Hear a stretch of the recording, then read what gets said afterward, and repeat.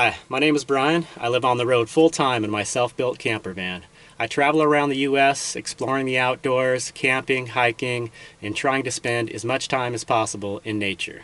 What I'm really trying to do is get to know my home, this planet Earth. In this video, we're going to take a look at why I believe I am so drawn to the outdoors and nature, and why I believe it's healthy for me to spend as much time as possible in the outdoors. Let's start from the beginning. See here? This is a picture of my mom out camping before I was born. That's me in there. You see, she's pregnant with me, so technically I've been camping before I was even born. This is my dad in his pickup truck that we used for so many years to get to the outdoors and do our camping trips. This is me after I was born, and here with my father on probably what was one of my first camping trips. See, my parents kept it pretty simple. Along with my older brother, we did many camping trips as I was growing up. Mostly tent camping, and we did a lot of backpacking as well.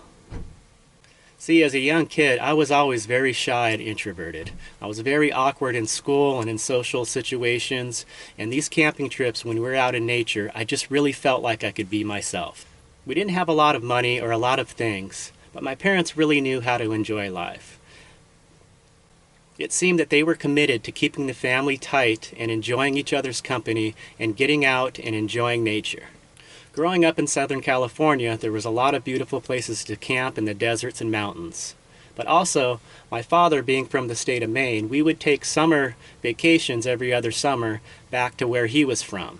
And my grandparents, my father's parents, had a nice little cottage on a lake where I would learn to really enjoy the outdoors.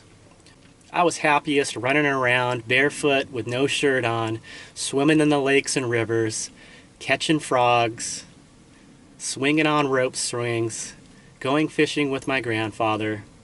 Those were truly the best times of my life. For us, it was about staying connected as a family and getting out there and really enjoying ourselves. It seems to me that my parents, along with their best friends and their two daughters, made a pact to not only get out and camp, once or twice a year, but to make it a regular thing. There was long periods of time where we were on camping trips once a month. So for me, it was just a regular thing to look forward to. And as a kid, I just thought it was normal. I just thought that that's what everyone did. So I didn't even really know any better. Looking back now, I realize how fortunate and how lucky I was to have such an adventurous family that had such good friends that were willing to join them on their adventures. This is us all together here. You can see me there in the middle. On the right, that's my parents and older brother. On the left, that's my parents' best friends and their two daughters. Although we did start out mostly tent camping in campgrounds, some of my best memories were our backpacking trips. Which some of my first backpacking trips, I was actually quite young.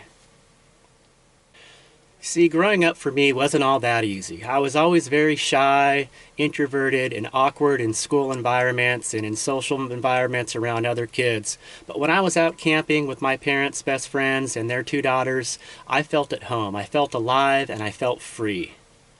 It was like we were a team that could do anything. We could conquer anything we wanted. Getting out into these remote spots with everything on our backs that we would need, finding a camp, setting up camp, cooking together, eating together, swimming in lakes and rivers. To me, life could not get any better. Now that I'm an adult and trying to have my own adventures and get out and camping, looking back, I'm really amazed on how devoted that my parents were to making these trips happen. Not only were they making these trips happen on a monthly basis, but they were maintaining their own lives as well, raising a family of two boys, paying mortgages on a house, and going to their jobs and maintaining their lives, but yet still finding the time to plan and carry out these trips on almost a monthly basis. Looking back, to me, is very amazing, and I'm very grateful to have such adventurous parents. Even at a very young age, I remember thinking that the outdoors was really my home, that being in nature was my home. It was this planet that was my home, not this house that we lived in most of the time, but when we would take these trips, we were getting back to our roots, to what was our real home. I remember sleeping under the stars for the very first time, not even sleeping in a tent. And as a kid, that was very, very liberating, just knowing that it was okay. You didn't really need a shelter over your head unless it was raining or the weather was so cold you needed a small shelter. If it was nice out, you could just sleep out under the stars. As much as I did love those camping trips with my family and our friends, as I grew older and closer to adolescence, of course, it became more enjoyable for me to spend time with my peers, my friends from school. And for me, I didn't really gravitate towards the normal things a lot of kids were doing in school, like organized sports like baseball and football and such. I tended to gravitate towards things that weren't so normal.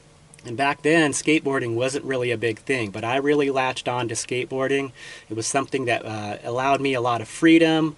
It was something that was different. It wasn't something that everyone was doing.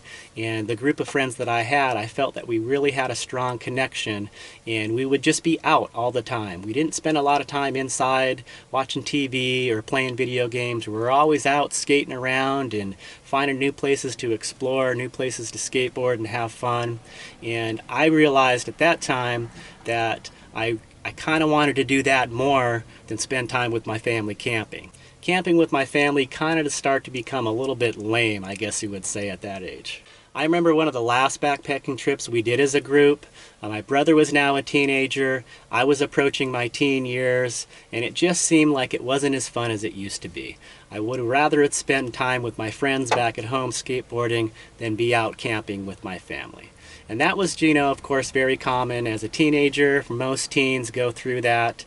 And it just seemed like that our adventure group, this tight group that we had so many years together camping, was starting to dissolve a little bit.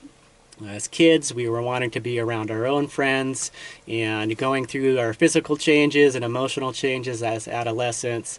And it seemed like on this last backpacking trip, I almost felt like inside that it was kind of just fading away.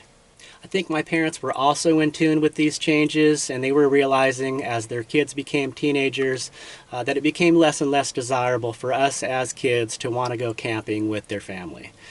So my parents, being devoted to trying to keep our family together and enjoying each other's company and having fun together, they had an antidote to that. And I remember one Christmas, I think I was 13 years old, and for Christmas I was, focused on wanting to have material things and certain clothing to identify myself, to identify with my group of friends. I started bleaching my hair and just doing different things to try to identify with the group of friends that I had. My parents' antidote to keep us together and get out there camping was to get an ATV. And this was something to me at that age that was really cool. It was cool to my friends. It was no longer lame to go camping with your family because you're going to be off-roading. I was able to invite some of my friends out, and we had a great time. And it really kind of renewed and sparked our sense of getting out there. And once again, we were committed for a period of time to getting out there once a month and just having these off-road trips, camping. We developed a new circle of friends that we camped with that were off-roaders as well. I remember vividly some of our Thanksgiving trips out in the desert. We would dig a big pit in the sand, line it with rocks, have a fire all day, and then the next day we'd spread the coals, wrap turkeys and hams in burlap, put them in the pit, cover it up, let them cook for another day, and Thanksgiving we'd have these pit-cooked turkeys and hams, and it was just a really great time. And this, again, along with my camping trips as a younger kid, became some of the best times of my life. It was around this same time in my early to mid-teen years where I was introduced to the Boy Scouts of America. I joined a local Boy Scout troop, and I was very lucky because the troop that I joined happened to be a troop that was very devoted and committed to backpacking. And the Scoutmaster and Assistant Scoutmasters were really focused on educating us kids about gear, about good quality camping gear that would allow you to get out and be comfortable in primitive environments. And I really got into this. I was really into the whole idea of being prepared and being able to expose yourself to the elements, and if you were prepared, layered your clothing, and had the proper sleeping bag, you could really withstand the harshest of elements out there. A lot of why I share my life's adventure on the internet with all of you out there is to break free from those introverted tendencies that I still have. I'm a true believer in the fact that this planet is my home and all the other inhabitants of this planet are my family. We all share the same home, and I really want to do my best to express that with all of you, that we have the ability to get out there and treat this planet as our special gift.